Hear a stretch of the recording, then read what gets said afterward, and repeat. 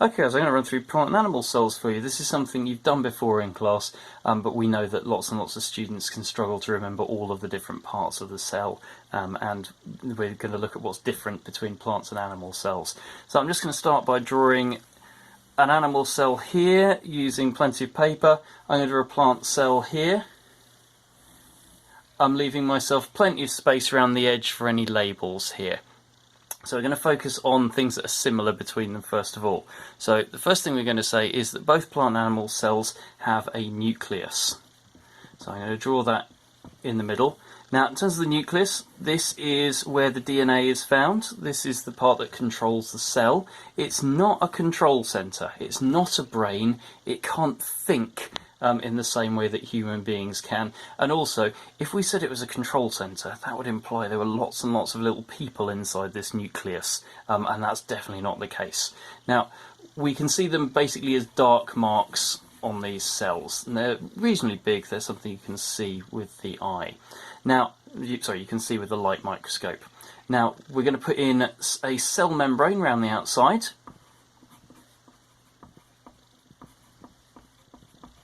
Okay, and this controls what enters and leaves the cell. Now with the plant cell, I'm just going to draw a cell membrane on the inside here.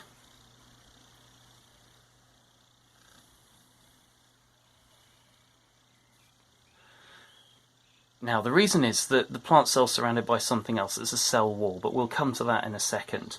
Now the thing that we've got in making up most of the plant cell and the animal cell is we've got something called cytoplasm.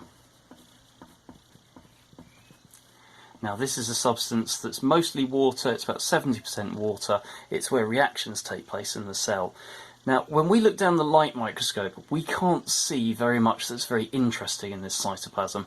I think it's a little bit like thinking we're seeing a city from space. Now, if you're seeing a city from space, you can see that there might be something going on there, but you can't see the details of it because you're too high up. And with a light microscope, we've got too low a resolution in order to be able to see what's in the cytoplasm. If we've got a more sophisticated type of microscope, which is called an electron microscope, then we can actually see structures within the cytoplasm, and that's something you study in lots more detail if you study stuff at A level. Now that cytoplasm, we're just saying reactions happen here for now. Now those are the three key things that we say that these plant and animal cells have that's similar. There are some other things that we find in cells as well, and depending on the sophistication, the complexity of your diagrams, you may put some different things in. Now I'm just going to shift my focus a little bit because what I'm going to do is I'm going to show you some of the things that are in a plant cell that aren't in an animal cell. Okay, now I've got myself a green pen here because inside our plant cell we've got lots and lots of green chloroplasts here.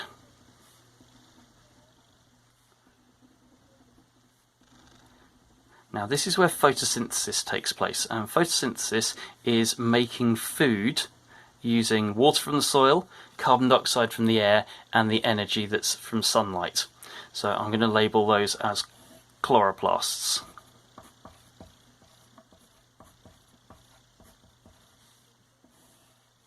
So that's something that plant cells have that animal cells don't have. Now there's another thing that plant cells have that animal cells don't have. That's a cell wall. And that gives sort of rigid support and structure to the cell. And the last thing that we would include that the plant cell has that the animal cell doesn't have is what's called a large vacuole. Now, this vacuole is used for storing cell sap. Now, animal cells don't have large permanent vacuoles that you can see with a light microscope. They do have tiny vacuoles that are temporary, but they're not something that we include on these particular diagrams. Now, that's your basic diagram. It doesn't show, at the moment, anything about what those things do. Now, it'd be up to you entirely as to whether you decided to draw a table up to represent what's inside these things, or whether you decided to put your labels in very, very small. So I'm going to imagine that you're going to go for a table option. There's nothing to stop us from squeezing stuff in these spaces when you're doing yours, but I'm going to imagine you're doing a table, and we're going to use a different piece of paper for this.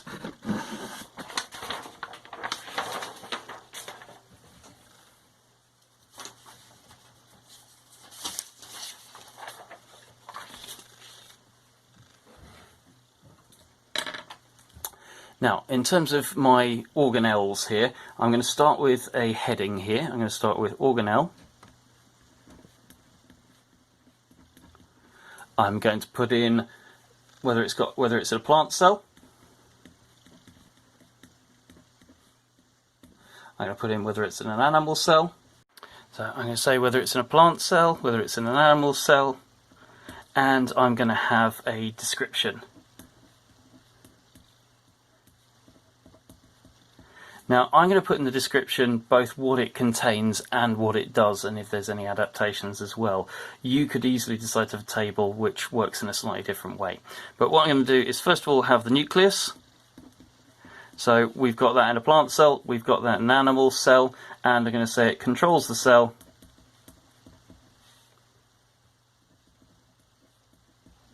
And I'm also going to say it contains DNA.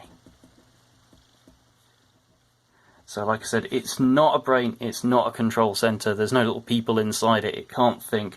If you put down brain or control centre, there is a good chance that anyone marking a test will go, we're not allowed to put that particular answer down. Okay, we've got the cytoplasm. That's in a plant cell, that's an animal cell, and we've got, this is about 70% water, and we can say that chemical reactions occur here.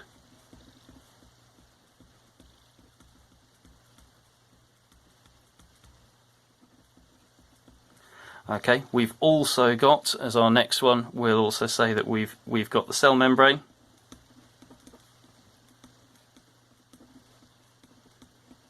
This is something that is in a plant cell, it's in an animal cell, and what it does is it controls what enters and leaves the cell.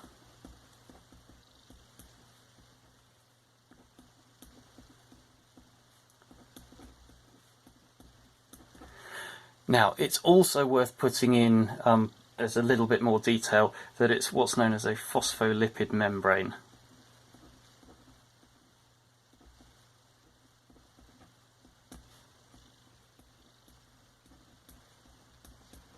Now, we've got those three things which are found in both plant and animal cells. We're going to look at things which are animal cells only now. So we're going to have basically what's called chloroplasts. Now, what these do is they're found in plant cells, they're not found in animal cells, they carry out photosynthesis.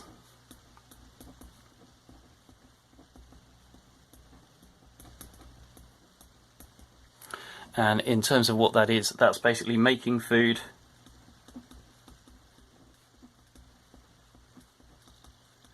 from water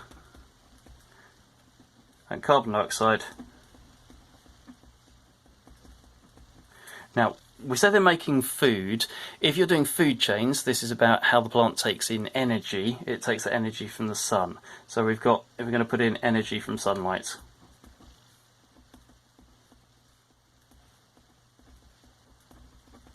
Okay, now in order to do this, they contain chlorophyll. So what I'm going to do is I'm going to put that underneath just because it's easier to spell.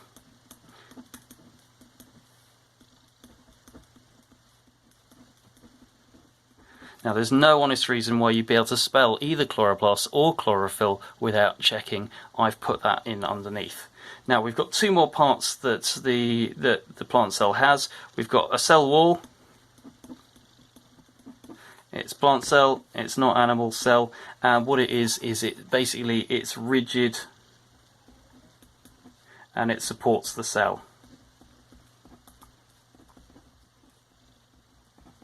So it gives it some specific shape.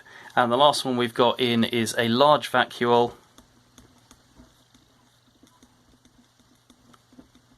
In a plant cell, not in an animal cell, and this stores what's called cell sap.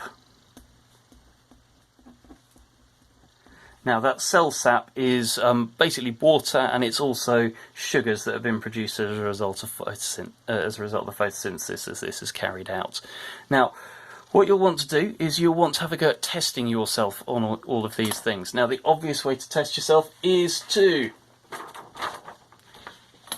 try saying, can you remember which ones are found in which? So I could say, right, nucleus, that's found in plants and animals. Cytoplasm, plants and animals. Cell membrane, plants and animals. these three chloroplasts, they are in plants. Cell walls in plants only, large vacuoles in plants only. Now, I could try covering those up completely and just saying, can I remember which of these, better cover that up as well, which ones of these are found in both plants and animals? Right, that's nucleus, that's cell membrane, and it's the cytoplasm are found in both plants and animals. What if I test myself on some other things here? Right, I've got the descriptions of these instead. So if I look at the description, can I tell what each of these things are? So, description, it controls the cell and contains DNA. That sounds like a nucleus to me. Right, 70% water, chemical reactions occur here. That's the cytoplasm. Controls what enters and leaves the cell. That's the cell membrane, isn't it? Right. Carries out photosynthesis, and so it's making food from water and carbon dioxide. Well, that one's going to be is it the chlorophyll or is it the chloroplasts? Right, it's the chloroplasts that contain chlorophyll that do that. And we've got something that's rigid and supports the cell, that's the cell wall, and something that stores cell sap, we've got the large vacuole there. Okay guys, you've drawn these out, try testing yourself. Obviously I've handwritten these, you can also see documents I've provided for you where this is in a sort of neatly typed up table. If you prefer to do this so you don't have to read my handwriting, that's absolutely fine. Right, best of luck, make sure you write it out, make sure you test yourself.